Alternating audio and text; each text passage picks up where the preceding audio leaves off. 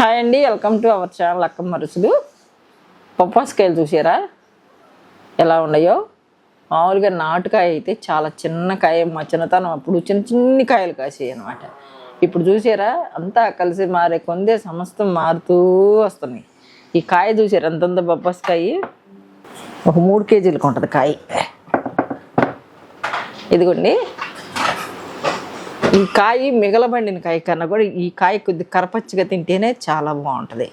పండుద్ది, లోపల కూడా పండుద్ది. చూద్దాం, అది మీకు చూపిద్దామని నేను ట్రై చేస్తున్నాను. ఒకసారి చూడండి.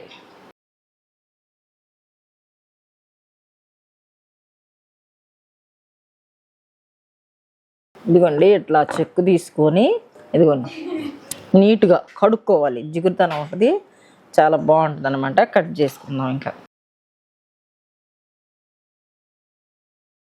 ఇదిగోండి కాయ కట్ చేసుకున్నాం చూసారా? ఇదిగో దీంట్లో ఈ కాయలో ఈ గింజలు వచ్చినాయి.